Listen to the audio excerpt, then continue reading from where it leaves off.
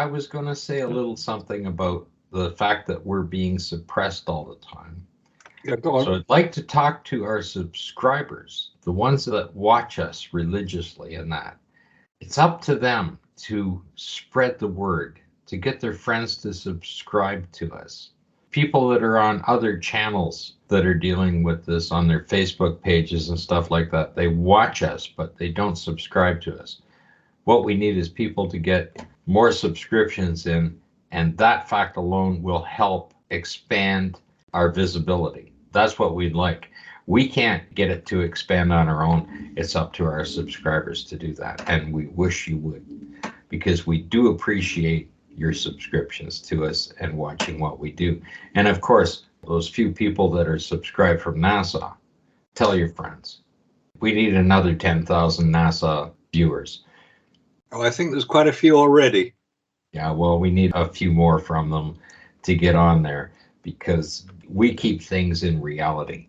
We're not working on fantasy, we're not working on AI, and we're not working on making movies strictly for entertainment purposes. What have we got there?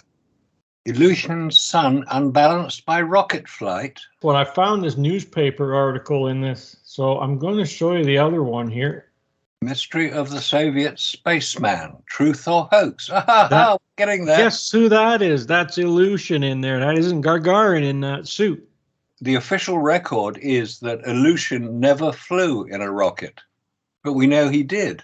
Yeah, there he is right there. It's Vladimir Ilyushin, son of the aircraft designer, very famous Russian test pilot. Where did that come from, that article? It was in a video that somebody did. There's Ilyushin again. So this whole article is about Ilyushin, you see. So, and that's Ilyushin there. It says it is, and it is. But what's he doing in a spacesuit if he didn't go anywhere? Look at him. He's right there. He is right there. Yeah, he is right there, in a spacesuit. Because he launched, I think it was 2 days before Gagarin launched. But they didn't announce it because the rocket went off course and came down in China. The point I've made before about Ilyushin's flight, how do we know it happened? Well, if he landed in China, he was badly injured. The Chinese took him to hospital, looked after him, and returned him to Russia, or the Soviet Union as it was then, about 6 months later. I put a link in the chat there on this gentleman that does quite well on his channel. And the first thing I'd like to say about it, his channel is from 2017 on. It's unbelievable you can have a channel that comes up to nearly 2 million subscribers with the type of content that's there. There must be other support that help him subscribe, right? Like he must be connected through schools and things like that, and government programs to put it out like that. But to put that out, the interesting images that are there showing the panoramic images, the concept of the Russian lander and their suit is there as well in that particular video. It's yet more propaganda just to support NASA's ability, apparently, to land on the moon. The one thing that he stated is that, because Russian lander landed there, showing that they could land on the moon, that the surface wasn't too soft. And that's been the same concept between the US and Russia. Anywhere they land, there seems to be that they can drive around on anywhere they want. I thoroughly don't believe that. Just the cosmic dust alone over the timeline in billions of years says you can't. Physically, to look at it even through a telescope and you see just the edge of a crater and it's completely filled in smooth. When you realize that the Earth itself has about 100 tons a day of cosmic dust coming into our atmosphere. That's quite a lot. Yeah, it is. I think what we would like to talk about, and you know this man, Emmanuel Garcia. Manny? Yeah, Manny Garcia. It's a very good observation he made, worth looking at, because it's one of those anomalies that I keep talking about. The aluminium handles on the outside of the command module. As he says here, as far as I can ascertain, the aluminium alloy used for the EVA handles was 2024-TT3510 aluminium, or aluminum, as Americans pronounce it, whose melting point is 1,180 degrees Fahrenheit. For comparison's sake, the melting point of titanium is 3034 degrees Fahrenheit, almost 3 times as much. He talks about the heat shield. So let's just have a look at Manny Garcia's biography. He has MD after his name, which indicates that he's a medical doctor. So obviously has studied things. He knows how to evaluate information. I find something interesting about this article. Down in figure 2, the 2 discs at the bottom of the handle with radioactive alert tape carefully placed on the discs and the handle. Now, why would they do that if there was not going to be any radiation out there that was harmful? Good question. Anybody got the answer to that? But he certainly shows in the pictures. It's just radiation. NASA's been dealing with it for years. It's just radiation. Then you look at figure 9 and you see the example of the burnt and severely scorched Soyuz TMA following a ground landing. But when you look at how that capsule is burned to a crisp, if there were any aluminum handles anywhere on the outside of this, it would be gone. There'd be nothing there. Well, look at the temperature that they are trying to withstand on re-entry. Just the heat shield alone, it's approaching 5,000 degrees Celsius, right? And then according to this, the Orion EFT-1 capsule here, the ablative material was inadequate. So why did they need to put heat shield all over the Orion craft? Because that's what the pictures show. Compared to the Apollo craft, the size doesn't matter. The speed of entry is the same, whether it's an Apollo craft or an Orion craft. But when you look at the Apollo craft, you don't see any scorching anywhere near those handles. No. That's 5,000 degrees Fahrenheit. Aluminum. That it's reaching on there.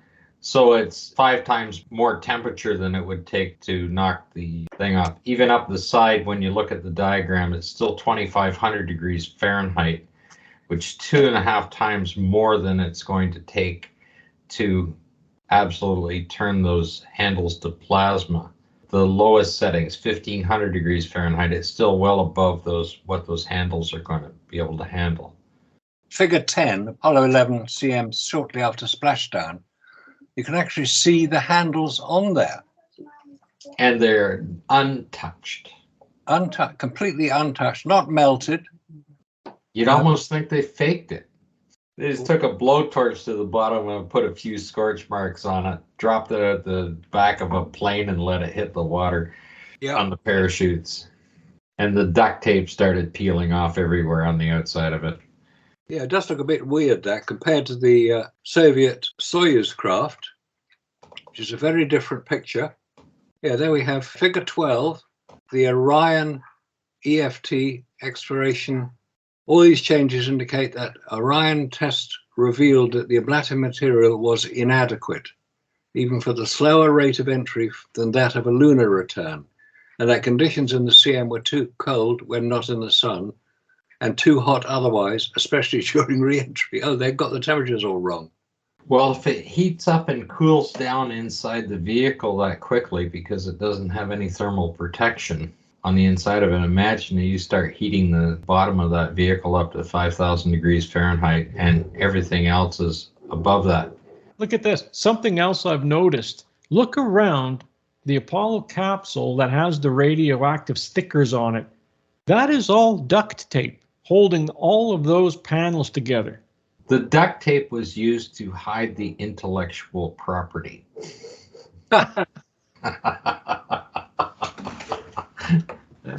We need to make that clear right now. Just like in today, they have a costume designer to hide the intellectual property of the spacesuit. To hide the fact there's nothing there. The fact that there's nothing there. Yeah. Well, here we have a little detail about Manny Garcia. Emmanuel E. Garcia, MD, is a Philadelphia-born psychiatrist, researcher, and author who now resides in New Zealand. So Manny is basically an American, criticizing what is going on and pointing out some of the anomalies that are present. Now you see them, now you don't. These are the footnotes after the article. It has been said that the radioluminescent discs on the handles posed a radioactive danger. They were removed before putting the Apollo 11 command module on exhibition. The toxicity of the nuclear waste, Promethium-147, which powered these glow-in-the-dark discs, meant that all the original handles were sent to a radioactive waste dump, which justifies any lack of handles, while the one remaining exhibit from Apollo 11 command module was saved from the dump for research purposes, which justifies the existence of these handles. We have this tale from Steve Jurvetson, an ardent collector of space memorabilia and associated with Elon Musk. He purchased this Apollo 11 handle at auction in 2000. However, the same material was supposedly used at various locations within the cabin, but not considered a potential hazard for the occupants. Jurvetson nevertheless managed to have his handle mounted upside down, which just about sums up the inauthenticity surrounding handles made from material proscribed by the engineers of the command module. Oh dear. That's one of the recurring themes about NASA's publication of their research material. A lot of people claim that further testing would be required if the activities pointed out by the companies doing the original research, because they're not NASA, NASA subcontracts it all out, were those changes and new designs made and then tested again under space conditions of heat, vacuum, and radiation. We never see those. It's as if NASA has said, okay, go and check out what we need to do, guys. So they go out and they check it out. And most of the companies that have supplied the research to NASA make very straightforward comments that things need to change. So did NASA change them? And were they then re-evaluated under the conditions expected to be met in lunar orbit? It's very hard to work it out. It appears they weren't. So NASA are just relying on the fact that they tested it, but they don't say what the result of the test was, for allowing people to believe that they did what they say they did. No, that doesn't follow. When you read through some of the PDF files on the report server and you see that the problems that are encountered or systems that need to be re-engineered or they didn't meet the requirements, they simply drop the level of the requirement. That's right, they did. I remember that. Yep. They did on all kinds of stuff. And of course, the one fact that you have to take into account, they cannot reproduce the vacuum of space. So how do you certify something if you can't test it in the environment that it's going to be in? You just say that you've certified it. That seems to satisfy most people. So they dropped the standard. Here's the certification. Oh, well, we put it in this chamber and we brought it down to equivalent to 70,000 feet. Well, yeah. That's where LeBlanc failed. His suit failed. Well, yep. They never tested it again to make sure it could even handle that much. They simply dropped the requirement and then there's no more data available. It just doesn't exist. That's one of the biggest smoking guns of the whole Apollo program.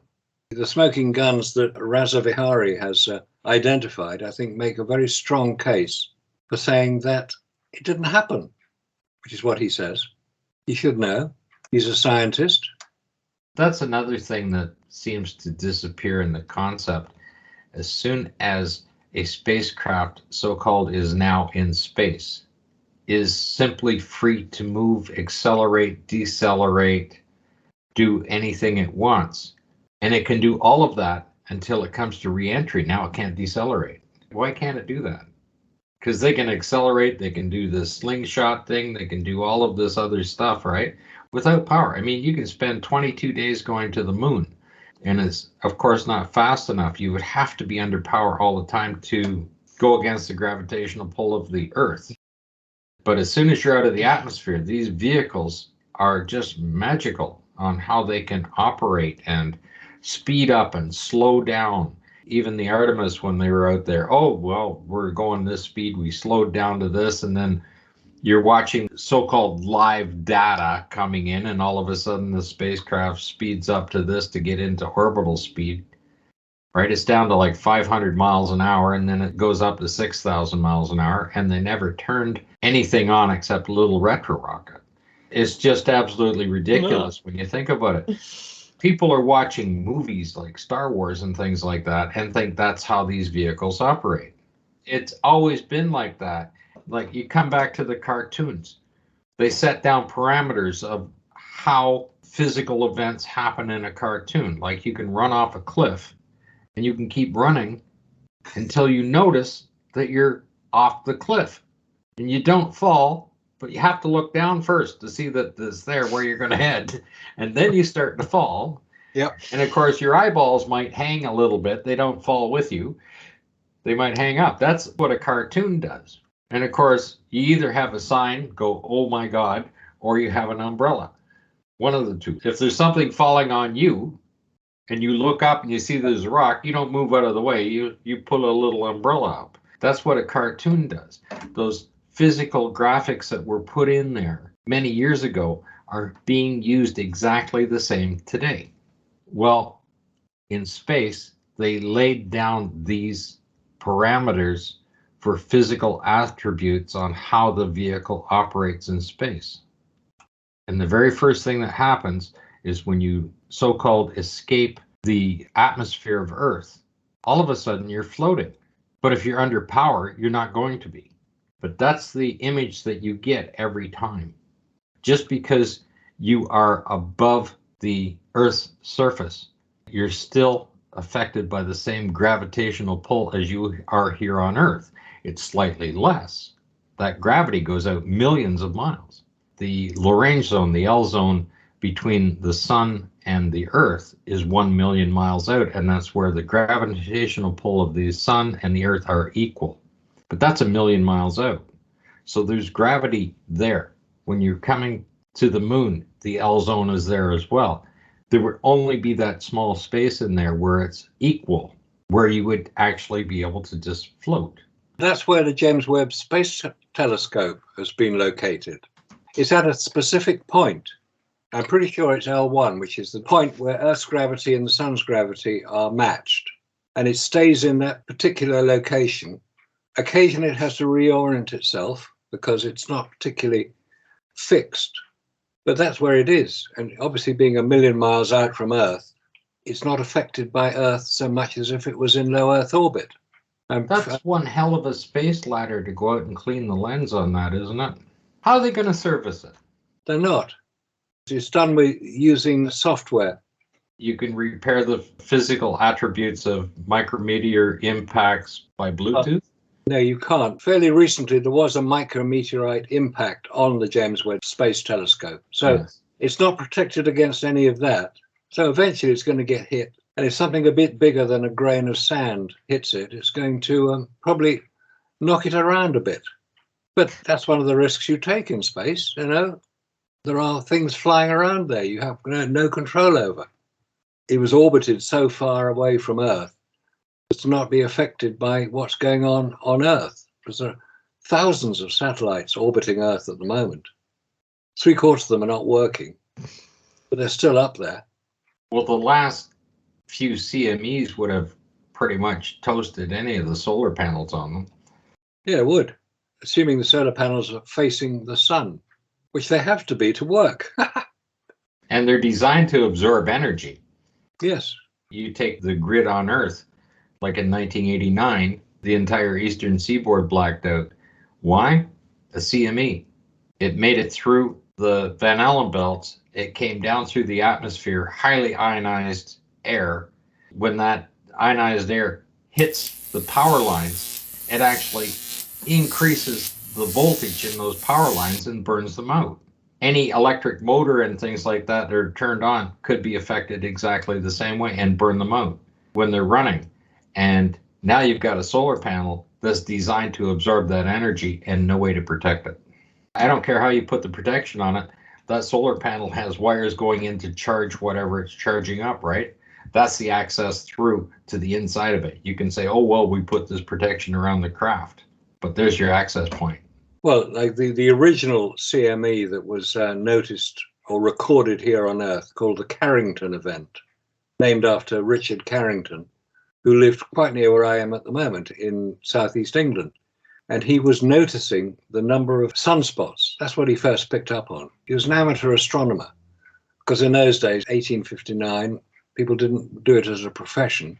He was just interested, and he noticed the number of sunspots that were appearing on the sun, obviously, and then linked that to the quite dramatic effects that were being reported from around the world of telegraph operators, because that was the only form of communication that was around at the time, telegraph operators who were receiving electric shocks from their machines because of the sheer power of the electricity being generated by the CMEs, coronal mass ejections.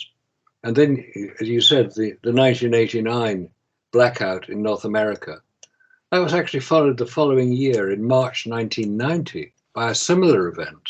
They prepared a little bit for it. So CMEs and space weather can be quite devastating here on Earth. We should prepare for it. In the next few years, there's going to be increases in CMEs. What, it's going to peak around 2025, something like that? Which is a strange time for NASA to choose to send humans to the moon. It is. Because that was the same thing as was occurring on Apollo 11. 1969 was the height of that particular solar cycle, which measures the number of CMEs, solar flares, galactic cosmic rays, and they'd done it again. It's like they didn't learn the first time. They didn't learn the first time because they weren't there to be experiencing it. Well, that's the whole point, isn't it? They wouldn't be able to record it or the events, or they wouldn't be able to accurately fake it or do a simulation or put it in their official documents that they landed on the moon traveling through the Van Allen belts, because the increase in those belts doesn't just happen while that CME is happening. It's highly activated. The ionization of that stays there for weeks afterwards. It does. Just because you have one pulse, it excites those particles in there, makes everything absolutely crazy in those Van Allen belts, and that stays like that for weeks. It's like NASA don't learn from their own mistakes. They keep repeating them, which makes it so easy to see what they're doing. Anybody listening to this who works for NASA, just check out those coronal mass ejections and see what protection is offered to the poor astronauts who are going to go on the Lunar Exploration Mission 3, where they're supposed to be having astronauts landing on the moon, or at the very least orbiting the moon, because that's the next one. It's supposed to be launched in December this year, the first one that will orbit the moon with humans on board. Say your prayers for them now, because they may not come back in the same condition that they left. Yeah, and these type of problems are not going away. It's an impediment on future space travel because these cycles are happening all the time. You still have just the radiation everywhere out there. It's not just in the belts, it's beyond. You have micrometeors, you have the cosmic radiation, which penetrates deeply into materials. And it's 9 meters or something onto the lunar surface is what they figured.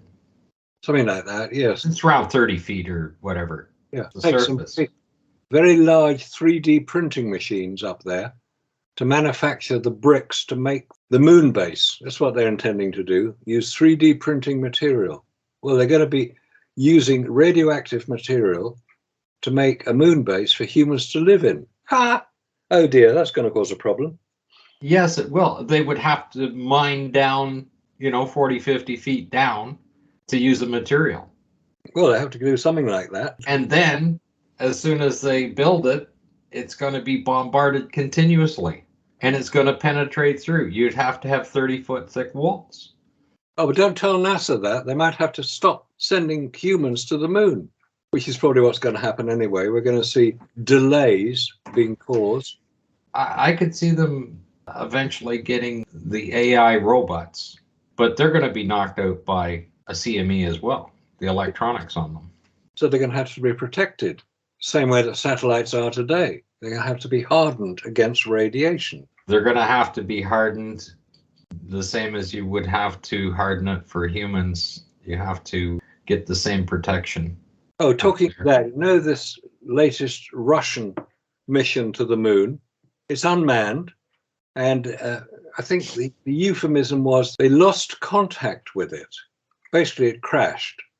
Now, I wonder if that's anything to do with the same thing that happened to the Indian mission a couple of years ago that also crashed a few hundred feet above the lunar surface. because the engine mounts failed or something. That was the excuse that was given. But the Russian crafters have now done the same thing, failed in lunar orbit. Do you think that the reflective radiation that's coming off the lunar surface, you have radiation penetrating the surface all the time. Yep. That surface is irradiated, and when it's being reflected back, you've read documents on when you combine the two together, how they produce microwaves and X-rays when they're mixing up. I've looked to see how far off the surface that would be. I can't find any documentation on it. If you read the first one, it's like one article that I read said, oh, the microwaves would cook them right off from the knees down, right through their suits, literally cook them. But what if it's much higher than that? Or maybe it's something else as well, because there's something else around the moon. There could be a lot of ionization around there that's just knocking out the electronics. That could be it as well, because if they're not protected, the electronics are going to suffer. But supposing it's the vacuum that's doing it. See, this is not discussed. NASA don't mention vacuum at the moon because they don't dare mention it, because a lot of people understand vacuum and what it can do. Now, if the vacuum of the moon, which is 2 or 10 to the minus 12, i.e. quite hard, is affecting some of the material on their spacecraft because it hadn't been tested under that level of vacuum, because it can't be, because they don't have a vacuum chamber big enough to test that size of equipment in the level of vacuum that we know exists around the moon. If they couldn't test it, they won't know it will fail. Well, they sent it to the moon. It's a good test. It failed. The articles that I've read on vacuum when you're coming away from the Earth, basically you're at 10 to the minus 11 at about 1,000 miles out. So traveling to that, I would think that, yeah, the vacuum is going to affect everything. Maybe it's just when they start activating the equipment in there to do a maneuver, and they're activating it, that the systems are failing because of the 3 days to off gas the stuff out and the constant bombardment of cosmic radiation. You turn a piece of electronic equipment on and you've got an entirely irradiated surrounding around you. It's just like a CME. You turn it on, it burns out. If the same piece of equipment is also outgassing, in the case of the Russian craft, about 3 weeks, it took 20 days to get to the moon. So it's out in space, it's in severe conditions, and metals outgas the same way liquids do. More slowly, admittedly, but they still outgas. So if certain structural members of the craft have outgassed and have become weakened because of the outgassing, as you say, they turn the maneuvering rockets on, that's going to put additional strain on the craft and the individual pieces. And they may well fail under those conditions, which I believe is what happened on the Indian craft. The engine mounts failed. Exactly. And there's also the possibility that there's something that we don't know about when you're approaching the moon. And you can't build a sensor if you don't know what it is. You can't build a sensor to detect it. There could be another energy source there when you're approaching the moon that is damaging. Well, don't start me, because I might start mentioning E.T. who lives inside the moon, who's pissed off with humans trying to land on it. And rather than just saying, go away, get lost, pick up some rocks and wave your flags and go away and don't come back, saying they didn't take any notice of it last time, so we're now going to remove their craft from around our home. And they shot them down. Ha ha! I don't know. Makes a good story. A story.